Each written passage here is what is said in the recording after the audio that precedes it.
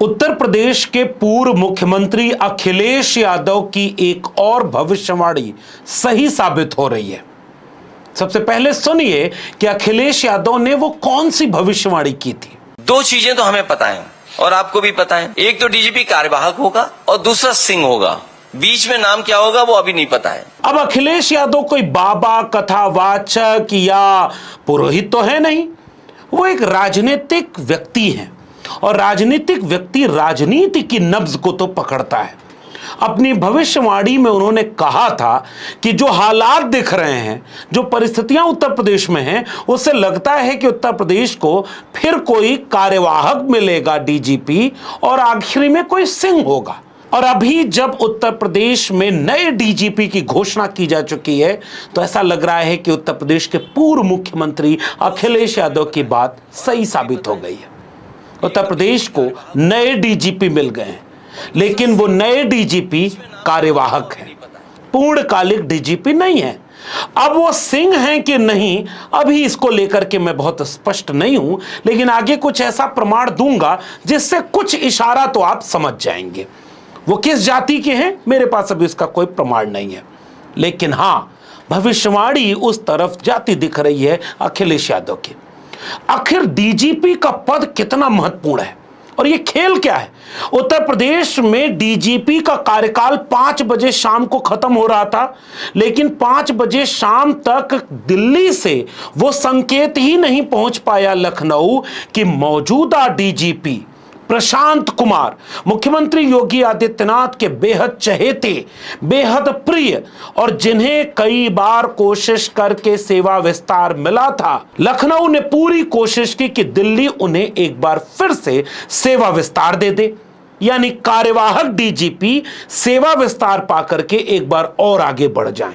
लेकिन दिल्ली की तरफ से देर शाम तक कोई फैसला नहीं आया। दिल्ली की तरफ से फैसला नहीं आ रहा था और कार्यवाहक डीजीपी महोदय प्रशांत कुमार अपने ऑफिस नहीं गए। लखनऊ में पूरी तरह हलचल मची हुई थी कि फाइनली होगा क्या। कुछ लोग ये कयास लगा रहे थे कि योगी आदित्यनाथ दिल्ली में हो सकता है अपना प्रेशर बनाने में कामयाब हो जाएं और अपने चहेते व्यक्ति को एक और सेवा विस्तार मिल जाए, लेकिन वो नहीं मिला। और दिल्ली की तरफ से जो इशारा हुआ, उसके इशारे के मुताबिक उत्तर प्रदेश को एक नए डीजीपी मिल गए जिनका नाम है राजीव कृष्ण। राजीव कृष्ण के रूप में उत्तर प्रदेश के नए कार्यवाहक डीजीपी की घोषणा राजीव कृष्ण के रूप में हुई। पिछले डीजीपी के बारे में यह कहा जाता है कि उन्होंने लगभग 18 लोगों को सुपरसीड करते हुए, यानी उनसे वरिष्ठ 18 लोग थे, उनकी वरिष्ठता को दरकिनार करके प्रशांत कुमार को डीजीपी बनाया गया था। राजीव कृष्ण के बारे में कहा जा रहा है, मीडिया में खबरें आ रही हैं कि 11 लोगों की वरिष्ठता को दरकिनार करके उन्हें डीजीपी बना दिया गया है। उनका रिश्ता बीजेपी के एक विधायक से जुड़ता है। उनका रिश्ता एक ऐसे परिवार से जुड़ता है जो ब्यूरोक्रेसी की दुनिया में ठीक ठाक दखल रखता है। उनका रिश्ता अपने ऐसे करियर से जुड़ता है जो 2007-8 के दरमियान एटीएस बनाए जाने की पृष्ठभूमि से जुड़े, या बीते दिनों 2024 में जब पुलिस भर्ती का पेपर लीक हो गया तो उस पेपर को ठीक से कराने का एक अच्छा श्रेय मिले।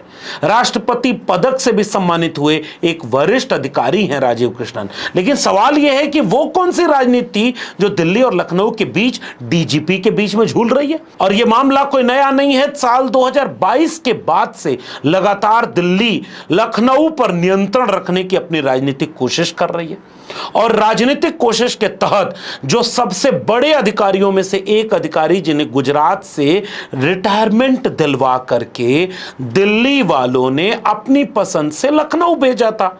लखनऊ में उन्हें वीआईपी बंगला तक नहीं मिला, उस पद की तो बात ही छोड़ दीजिए जिसका सपना दिखा करके नौकरी छुड़वाई गई थी और उन्हें वहां भेजा गया था। डीजीपी वाला जब कोई प्रकरण आता है तो मुझे बिहार का एक डीजीपी याद आने लगता है।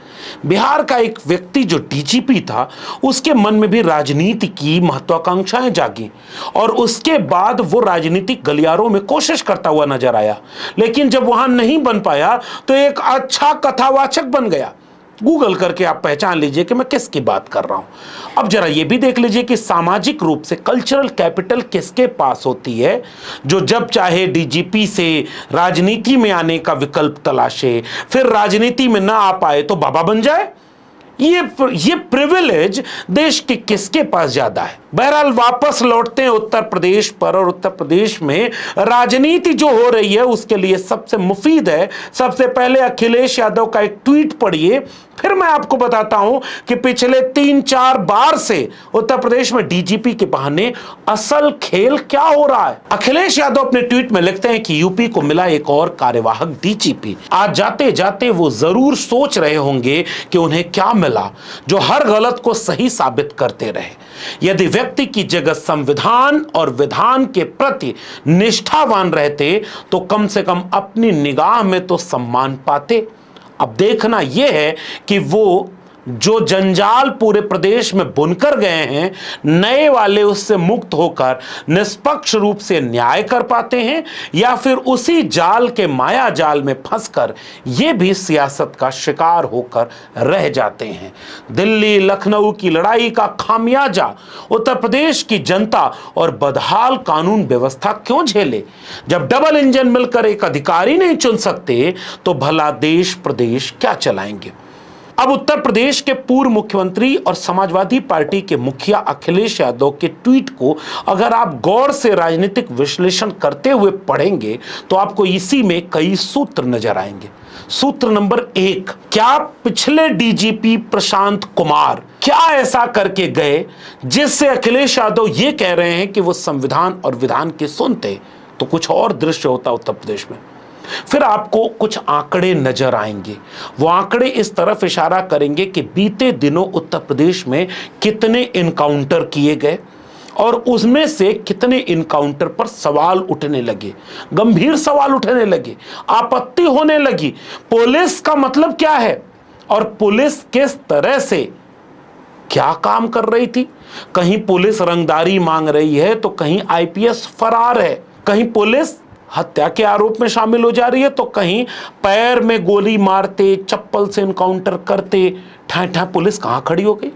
और उसके बाद ऐसा लग रहा था कि मुखिया जो उत्तर प्रदेश के हैं योगी आदित्यनाथ, उनका प्रभाव, उनका दखल राजनीतिक रूप से इतना बढ़ गया है जिसका असर पुलिस की कार्यशैली पर पड़ रहा है। इसीलिए अखिलेश यादव ये बात कह रहे हैं कि वो जो जाल बुन करके गए हैं कहीं नए वाले उसी जाल में तो न फंस कर रह जाए।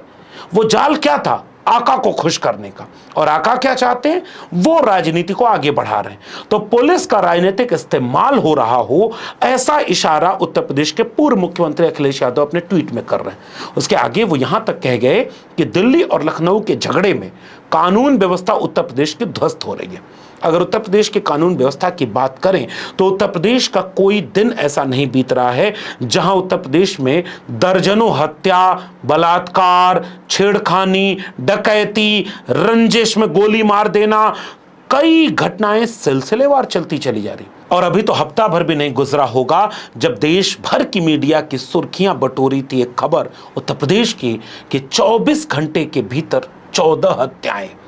ऐसे वक्त में जब संविधान और विधान को परे रख करके राजनीतिक हस्तक्षेप के मुताबिक पुलिस का इस्तेमाल किया जाने लगे तो अखिलेश यादव ये कह रहे हैं कि दिल्ली चाहती थी कि पुलिस का कंट्रोल उनके मनपसंद के अधिकारी के हाथ में रहे और लखनऊ चाहती थी कि नहीं, पुलिस का कंट्रोल हमारे मुताबिक वाले अधिकारी के हाथ में रहे।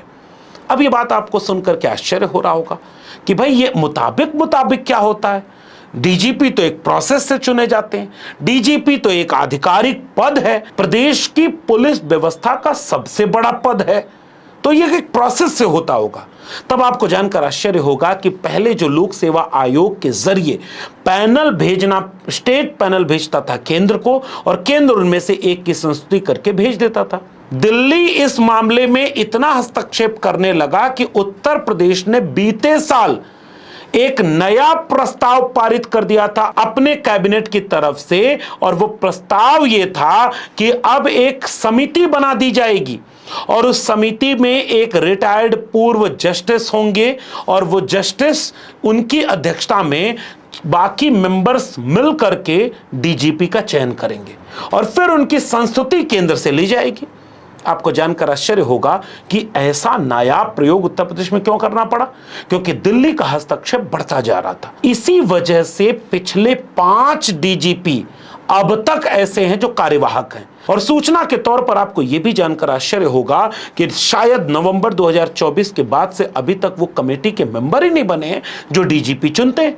तो जब वो कमेटी के मेंबर नहीं बने तो उस प्रोसेस से आप डीजीपी चुन नहीं सकते, और जो समिति से चुन करके केंद्र भेजता है उसमें प्रस्ताव पारित करके आपने नाम भेजे नहीं, तब सारा दारोमदार दिल्ली की तरफ हो जाता है कि दिल्ली अपना हस्तक्षेप बढ़ा लेता है। और दिल्ली ने जिस पर मुहर लगाई वो हैं राजीव कृष्णन। अब आते हैं पहले इस बात पर कि वो 5 डीजीपी कौन हैं जिनको कार्यवाहक डीजीपी के रूप में उत्तर प्रदेश ने देश भर में एक नायाब रिकॉर्ड बना दिया। यानी उत्तर प्रदेश जैसा इतना बड़ा राज्य, इतना संवेदनशील राज्य, अयोध्या, मथुरा, काशी तीनों उत्तर प्रदेश में, भूगोल के दृष्टि से इतना बड़ा उत्तर प्रदेश, विविधता की दृष्टि से इतना बड़ा Uttar Pradesh, law and order का सवाल इतना बड़ा है, वहां कार्यवाहक डीजीपी। इसकी शुरुआत होती है मई 2022 से। मई 2022 से अब तक 5 बार डीजीपी नियुक्त हो गए हैं। डीएस चौहान मई 2022 से मार्च 2023 तक डीएस चौहान के रूप में कार्यवाहक डीजीपी पहले मिले थे। मुकुल गोयल को सरकारी कर्तव्यों की प्रति उपेक्षा के कारण हटाए जाने के बाद डीएस चौहान को कार्यवाहक डीजीपी नियुक्त किया गया। उन्होंने महिला, बुजुर्ग, बच्चों और व्यापारियों की सुरक्षा को प्राथमिकता की बात भी कही थी, लेकिन उनके कार्यकाल के दौरान विपक्ष ने स्थायी डीजीपी की नियुक्ति को लेकर के सरकार की ठीक ठाक आलोचना की थी। दूसरे डीजीपी मिले कार्यवाहक आरके विश्वकर्मा मार्च 2023 से मई 2023 के बीच में 88 बैच के आईपीएस, और उन्होंने तकनीकी आधारित पुलिसिंग को बढ़ावा देने के लिए, माफिया की नेटवर्क सूची तैयार करने के लिए और तमाम चीजों के लिए काम किया, और उनको सेवानिवृत्ति के बाद उत्तर प्रदेश का मुख्य सूचना आयुक्त नियुक्त किया गया। मई 2023 में विजय कुमार नाम से तीसरे कार्यवाहक डीजीपी उत्तर प्रदेश को मिलते हैं, जो जनवरी 2024 तक काम करते हैं, और सेवानिवृत्ति के बाद उन्होंने और उनकी पत्नी अनुपमा ने भारतीय जनता पार्टी में शामिल होकर के भारत की राजनीति में प्रवेश किया। अब दिलचस्प बात यह है कि जो विजय कुमार मई 2023 से जनवरी 2024 तक उत्तर प्रदेश के तीसरे कार्यवाहक डीजीपी होते हैं, आपको सुनकर आश्चर्य होगा कि वो जब रिटायर होते हैं तो रिटायर होने के बाद वो और उनकी पत्नी दोनों बीजेपी ज्वाइन कर ले रही हैं। अब इससे आपको अगर भ्रम हो कि बीजेपी ज्वाइन करने के पहले वो बीजेपी का दबाव नहीं महसूस कर रही होंगी या उन्होंने अपने कार्यकाल में कोई भेदभाव नहीं किया होगा, तो फिर आपको मुबारक, आप अपना सोचिए देखिए। वैसे भी लखनऊ के अखबारों में कभी किसी पुलिस प्रशासन के बड़े अधिकारी का फार्म हाउस पकड़ाता है, किसी के यहां पैसा पकड़ाता है, कोई किसी का पैसा लेकर गायब हो गया। इतना भ्रष्टाचार अधिकारियों का है जितना उत्तर प्रदेश के अलावा इस समय देश के किसी भी अधिकारी और प्रशासन के बारे में नहीं होगा। लेकिन भाई उत्तर प्रदेश तो उत्तर प्रदेश है। उत्तर प्रदेश के चौथे कार्यवाहक डीजीपी फरवरी 2024 में बने थे प्रशांत कुमार, और वो मई 2025 तक थे। प्रशांत कुमार को 18 लोगों की वरिष्ठता के बावजूद डीजीपी नियुक्त कर दिया गया था, कार्यवाहक थे। उत्तर प्रदेश के मुख्यमंत्री योगी आदित्यनाथ से पूर्ण स्वतंत्रता मिलने का उल्लेख भी उन्होंने किया था, और इनके दौरान भी यह बात उठाई गई थी कि ये असल में पूर्णकालिक डीजीपी नहीं है, और फिर भी उनका काम कितना विवादित रहा। अब आते हैं राजीव कृष्ण पर। राजीव कृष्ण क्या ठाकुर हैं या नहीं है? मेरे पास अभी तक इसका कोई ठोस प्रमाण नहीं है, इसलिए मैं इसका कोई दावा नहीं कर रहा हूं कि वो ठाकुर हैं या नहीं। लेकिन कुछ नाम उनके रिश्तेदारों का जो सोशल मीडिया और मीडिया के गलियारों में चर्चा में है, सार्वजनिक है, उसको मैं आपके सामने पढ़ देता हूं। तो अखिलेश यादव की भविष्यवाणी को अब आप पहले सुन लीजिए और उसके बाद राजीव कृष्ण के नाम के साथ जोड़ लीजिएगा। अखिलेश यादव ने भविष्यवाणी में 2 बातें कही थी। पहला कि डीजीपी कार्यवाहक होंगे और दूसरा सिंह होंगे, बीच में नाम बदल लीजिए। 2 चीजें तो हमें पता है और आपको भी पता है। एक तो डीजीपी कार्यवाहक होगा और दूसरा सिंह होगा। बीच में नाम क्या होगा वो अभी नहीं पता है। तो कार्यवाहक वाली बात तो पक्का 100% सही हो गई। अब सिंह वाली बात कितनी सही है ये आने वाले वक्त में पता चलेगा। फिलहाल जानिए कि राजीव कृष्ण हैं कौन। राजीव कृष्ण के बारे में पहली चर्चा हुई कि वे राजेश्वर सिंह के रिश्तेदार हैं। लखनऊ जिले की सरोजनी नगर सीट से विधायक राजेश्वर सिंह प्रवर्तन निदेशालय में पूर्व संयुक्त निदेशक थे। और उनका जन्म लखनऊ में पुलिस उप महानिरीक्षक डीआईजी रण बहादुर सिंह के परिवार में हुआ था। राजेश्वर सिंह की शादी एक आईपीएस अधिकारी लक्ष्मी सिंह से हुई और लक्ष्मी सिंह नोएडा के पुलिस कमिश्नर हैं। अब राजेश्वर सिंह, लक्ष्मी सिंह और राजीव कृष्णन, इन सब को जोड़ के अगर आप कुछ निकाल पाएं तो यह होमवर्क मैं आपको दे देता हूं। लेकिन इतना तो तय है कि इशारा कहीं उधर ही जा रहा है। मैं पुख्ता तौर पर अभी उनकी जाति का कोई उल्लेख नहीं कर पा रहा हूं, लेकिन हो सकता है आपको अगर पता हो तो नीचे कमेंट बॉक्स में बताइएगा।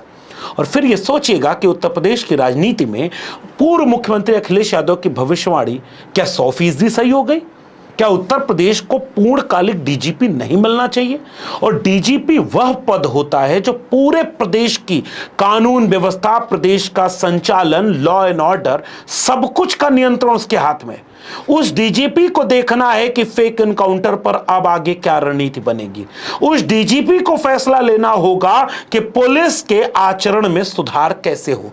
उस डीजीपी को अब यह काम करना होगा, उस डीजीपी को अब यह ध्यान देना होगा कि पुलिस कहीं ज्यादती करते, थाने के भीतर किसी को गाली देते, मारते, कहीं मानवाधिकार का हनन तो नहीं कर रही, पुलिस अपना काम बेहतर कर रही है या नहीं, पुलिस अपराधियों के खिलाफ खड़ी है या नहीं, पुलिस फिरौती न मांगने लगे, पुलिस का अधिकारी फरार न हो जाए और पुलिस का सिपाही किसी गुंडों और अपराधी की गोली का शिकार होकर शहीद न हो जाए। ऐसे वक्त में कहा जा रहा है कि राजीव कृष्ण एक सुलझे हुए, एक बड़े मजबूत और अनुभवी व्यक्ति हैं। अब अनुभवी व्यक्ति हैं, उन्होंने पर्चा लीक तो रोका, लेकिन क्या विधान और संविधान वाला जो इशारा अखिलेश यादव ने किया था उससे मुक्त होकर के वो उत्तर प्रदेश की कानून व्यवस्था को सुधार पाएंगे? क्योंकि पुलिस चाह दे तो कानून व्यवस्था सुधर जाएगी। अब ये दीगर बात है कि उनको आजादी कितनी मिली हुई है। क्या वो भी चप्पल में इनकाउंटर करने वाली पुलिस को आगे बढ़ाते हैं? वो ऐसी पुलिसिया सिस्टम को आगे बढ़ाते हैं जिसके इनकाउंटर से लेकर के फर्जी मुकदमे तक इतने चर्चा में आ गए जितना अब तक किसी राज्य में नहीं आए होंगे। पुलिस की छवि को सुधारा जाए, पुलिस के मेहनत को और अप्रिसिएशन मिले, पुलिस पर यकीन और भरोसा बने, पुलिस का इकबाल मजबूत हो। इन सारे दारोमदार को राजीव कृष्ण कितना निभाएंगे आने वाले वक्त में पता चलेगा। लेकिन पहला सवाल यह है कि आखिरी लाइन जो अखिलेश यादव के ट्वीट की है कि दिल्ली और लखनऊ का डबल इंजन मिलकर जिस प्रदेश को एक पूर्णकालिक डीजीपी न दे पाए, वो इस देश को सुकून, लॉ एंड ऑर्डर और विकास क्या दे पाएगा? यह सवाल कितना गंभीर है, यह सवाल कितना महत्वपूर्ण है और यह सवाल उस राजनीति के झगड़े की ओर इशारा भी कर रहा है कि दिल्ली वाले अपने मुताबिक लखनऊ को चलाना चाहते हैं और लखनऊ वाले अपने मुताबिक दिल्ली से बार्गेनिंग कर रहे हैं। इन दोनों के झगड़ों में पिस रहा है Uttar Pradesh, law and order ध्वस्त होता जा रहा है और एनसीआरबी के आंकड़े उत्तर प्रदेश के उन आंकड़ों की तरफ गवाही दे रहे हैं। हर मिनट, हर घंटे कितने अपराध हो रहे हैं, कुछ होमवर्क आप भी करिए। लेकिन मीडिया न मुख्यमंत्री योगी आदित्यनाथ की तस्वीर लगाकर उनसे कोई इस्तीफा मांग रहा है और न मीडिया अपराध करते हुए इस प्रदेश को जंगल राज कह रहा है, क्योंकि मुख्यमंत्री अखिलेश यादव नहीं है, मुख्यमंत्री योगी आदित्यनाथ है। इसलिए मीडिया इस बात पर चर्चा कब करेगा कि पूर्णकालिक डीजीपी क्यों नहीं और लगातार 5वें कार्यवाहक डीजीपी क्यों? इसके बारे में अगर आपकी अपनी कोई राय है तो नीचे कमेंट बॉक्स में जरूर बताइएगा। मेरी बातचीत आपको कैसी लगी, इस पर अपनी प्रतिक्रिया भी दीजिएगा। मेरे चैनल को अगर अब तक आपने सब्सक्राइब नहीं किया है तो इसे सब्सक्राइब जरूर कर लें। बेल आइकॉन यानी घंटी की बटन दबाएंगे तो अगली वीडियो की सूचना मिलेगी। ज्वाइन करेंगे तो हमें आर्थिक मदद मिलेगी। अगर आप इस वीडियो को ट्विटर यानी एक्स या फेसबुक पर देख रहे हैं तो हमें फॉलो करना मत भूलिए। ऐसे ही तमाम जरूरी मसलों के साथ जिनका आपकी जिंदगी से वास्ता है और जिसे अखबार और टीवी की दुनिया अभी नहीं दिखाएगी, हम आप तक ले आएंगे। तब तक के लिए बहुत बहुत धन्यवाद।